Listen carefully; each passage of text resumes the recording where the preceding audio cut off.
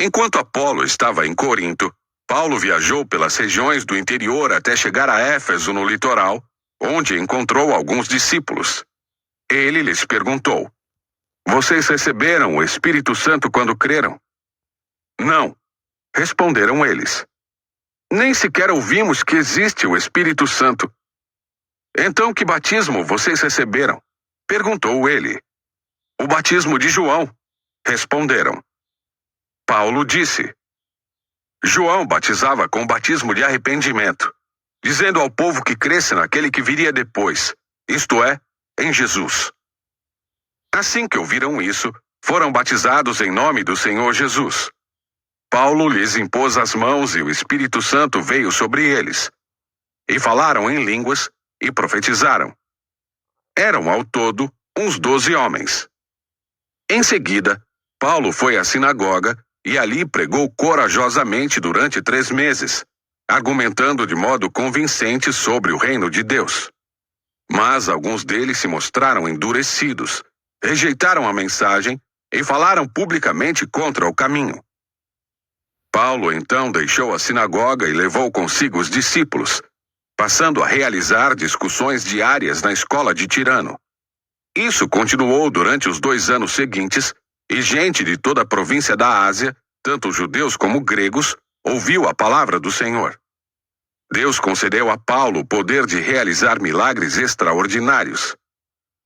Quando lenços ou aventais usados por ele eram colocados sobre os enfermos, estes eram curados de suas doenças e deles saíam espíritos malignos. Alguns judeus viajavam pelas cidades expulsando espíritos malignos. Tentavam usar o nome do Senhor Jesus, dizendo: "Ordeno que saia em nome de Jesus a quem Paulo anuncia." Os homens que faziam isso eram os 7 filhos de Seva, um dos principais sacerdotes. Certa ocasião, o espírito maligno respondeu: "Eu conheço Jesus e conheço Paulo, mas quem são vocês?" O homem possuído pelo espírito maligno saltou em cima deles e os atacou com tanta violência que fugiram da casa, despidos e feridos. A notícia do ocorrido se espalhou rapidamente por toda a cidade de Éfeso, tanto entre judeus como entre gregos, e sobre eles veio um temor reverente, e o nome do Senhor Jesus era engrandecido. Muitos dos que creram confessaram suas obras pecaminosas. Vários deles, que haviam praticado feitiçaria, trouxeram seus livros de encantamentos e os queimaram publicamente. O valor dos livros totalizou 50.000 moedas de prata.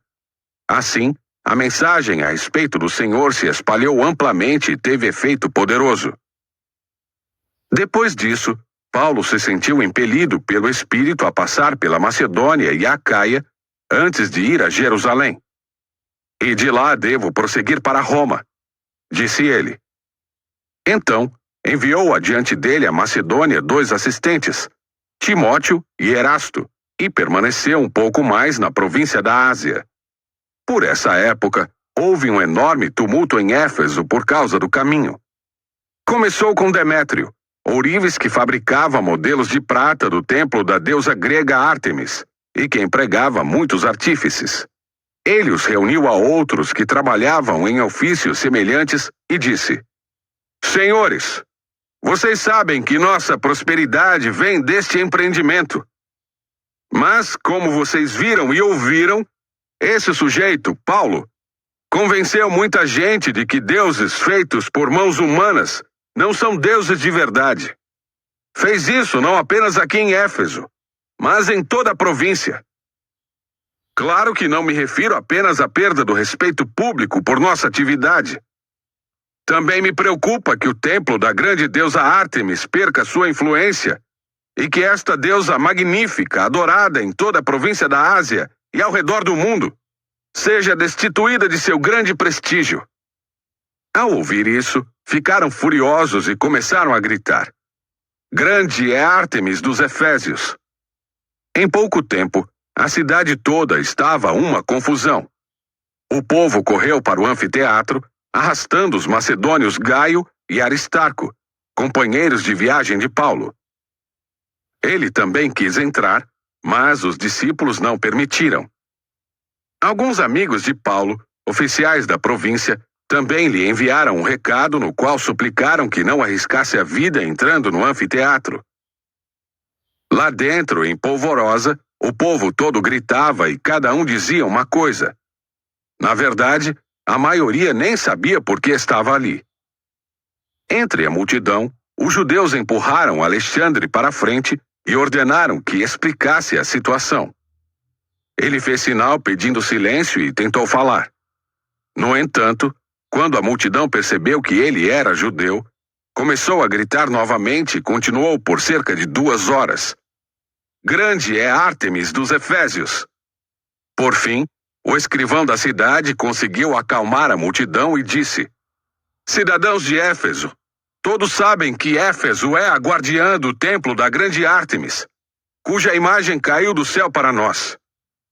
Portanto, sendo este um fato inegável, acalmem-se e não façam nada precipitadamente.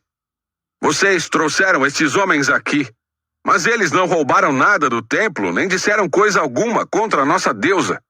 Se Demétrio e seus artífices têm alguma queixa contra eles, os tribunais estão abertos e há oficiais disponíveis para ouvir o caso. Que façam acusações formais. E se há outras queixas que desejam apresentar, elas podem ser resolvidas em assembleia, conforme a lei. Corremos o perigo de ser acusados de provocar desordem, pois não há motivo para este tumulto. E se exigirem de nós uma explicação, não teremos o que dizer. Então os despediu e a multidão se dispersou.